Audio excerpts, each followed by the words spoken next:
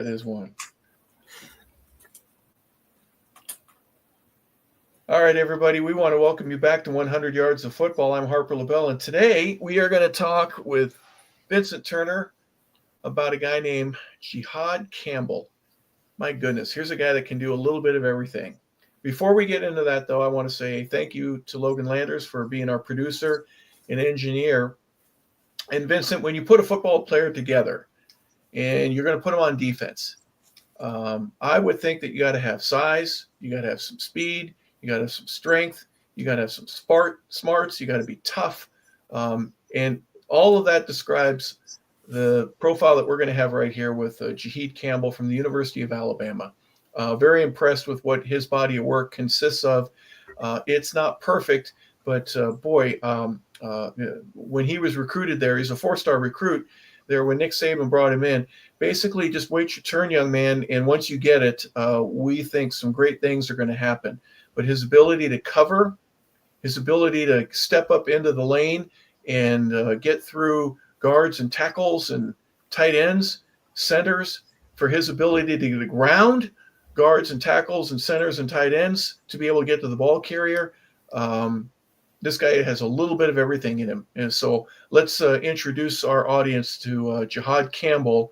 He's 6'3", 245 pounds. He's from Ariel, New Jersey. Ariel, E-R-I-A-L. Please forgive me if I'm not pronouncing that correctly, all the locals there, but your native son out there is really represented well and done a fantastic job at the University of Alabama. When you're talking about a football player, they're explosive. I want to say got that Lawrence Taylor ability. It's got the Derrick Thomas ability of coming off the edge, and that's a complete linebacker. I'm glad that you said that, Hawk. He is, I think, in this draft, the most complete football player from a defensive standpoint who can do it all. Rush the passer, play back in coverage, then bring speed off the end to rush the passer. To me, it wasn't even no question about it. He was the best player on their defense and maybe the best player on the team. And it's so sad that when he leaves and when his name is, it will be called in the first round. Make no mistake on that. That the Alabama faithful is not going to really realize how great a football player he was based on the season they had, 8-4, based on all the controversy around Jalen Milroe, just based on all what came around that program and them not really getting to the college football playoffs. But this gentleman right here, I could be no more excited about one player in this draft. And really, if you want to know how special he is, go look at the LSU film when Alabama was still in the playoff contention. Even though Jalen Milroe had an outstanding game that evening, I think he went damn near close to almost 200 yards. I'm sorry. But look at Mr. Campbell's stat line that game against LSU and Garrett Nessmeyer. 8 tackles, forced fumble, 2 sacks and interception. And I'm sitting there saying, man, what I'm looking at, man, this guy's Superman in the cape on the defensive side of the ball. Then he decides to come back to his bowl game, play his final game in Michigan. Against Michigan in the bowl game, has 11 tackles. Against Tennessee, he has 7 tackles. Against Georgia, he has 4 tackles and an interception. This is one of the most explosive players coming into the draft. And the University of Alabama, somebody told me they don't care how many times I'm going to say roll tide. While y'all over there complaining, y'all going to be really upset when you see this guy perform at the NFL level and say we had a very special football player and a human being on our campus in Tuscaloosa. Back to you, Mr. Harper LaBelle.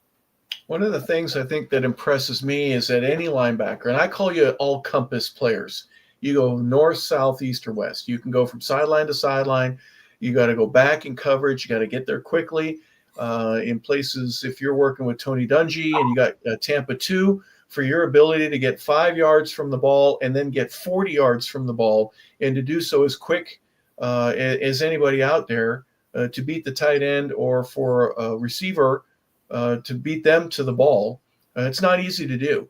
But what I like about him is that when he leans forward, he kind of has a feeling when he knows he reads the offensive line. He knows sometimes it's pretty obvious for a guy with bad technique to either be leaning forward as a lineman or leaning back. And you can tell, is he going to be coming at me? Is it a run, or is he taking a step back, or at least his momentum is going back? For you to be able to read that, especially with the amount of linemen that he's gone against that are good, but for his instincts to be able to lean forward and go, I know they're going to be running in between the center and the guard. I know they're going to be running between the tackle and the tight end, or they're going to try to take it to the outside. It's called instincts, and he's got that. He can play in the inside and outside because of his height, because of his weight, because of his speed, and because of his intellect. I think he'll be one of those guys that they call him a hybrid, where he can go a little bit here, a little bit there. You can do something to help your team out. And if you can cover a running back coming out of the backfield, or one of the smaller tight ends that's kind of a sprinter guy that can get up the field, you'll have a job for a long time. Let's look at some of the stats that we have for Jihaad Campbell. 119 tackles. He had 5 sacks. He deflected 2 balls. He had an interception. He had 5 5 forced fumbles, and a fumble recovery. Anything else? My goodness, 6'3", 245 pounds, a guy that's always around the football, and a leader. That's what you need. You need a guy that sets the example. He does it so that others can do it as well. That's one of the intangibles that I think will be a real important piece of this for him going forward. But the height, the weight, the speed, the strength, the smarts. He's not a perfect player, Vincent. He's got to work on some things. He doesn't pop and knock guys down and knock them back the way that some people would expect. So that to me is a weight room thing, a hip sled thing, a full squat type thing. He can do those. That will be the least of the criticisms, I would imagine, in the next 4 to 6 months, or even after training camp begins. Game changer at the linebacker position. Greatness. Can we say Carl Banks in the day of Michigan State? Can we say Broderick Thomas in the day of Nebraska? Can we say former Alabama linebacker Barry Krause? Can we say the great man from Augusta, Chip Banks? Can we say Jackson State finest Robert Bazile? Can we say Gary Moulton at SMU, who I saw play in person? I love this guy, man. I love his size. I love his flexibility. You're talking about a guy that can rush the pass on the level of LT, a guy that can drop back in coverage. And I like what you said, Hawk, a guy that knows when the lineman is leaning. There wasn't no better defensive player this year for the University of Alabama. I'm sorry. I'm sorry for the Alabama fans, because y'all not going to realize how great he was till he gets to the next level. Back to you, Mr. Hopper, LaBelle. My final words on Mr. Campbell today. Outstanding ball player.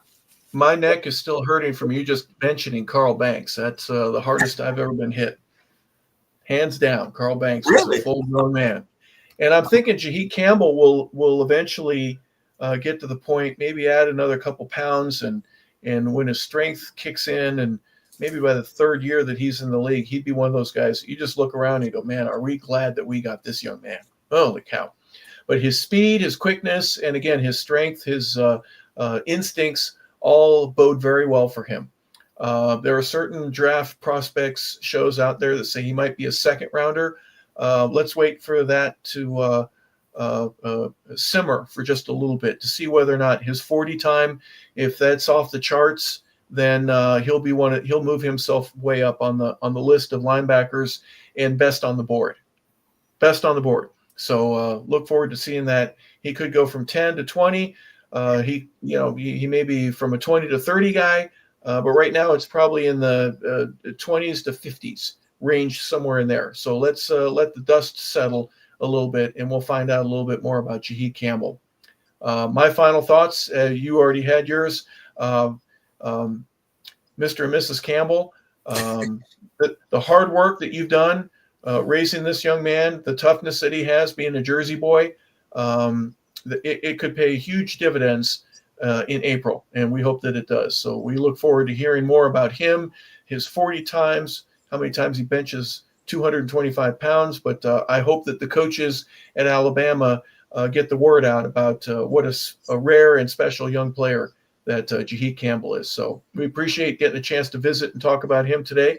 For Vincent Turner, our host and founder, for Logan Landers, our producer and engineer, I'm Harper LaBelle saying thank you for tuning in to another episode of 100 Yards of Football. This is our Draft Prospects Profile. We appreciate you being a part of today's show. Have a wonderful day, everybody.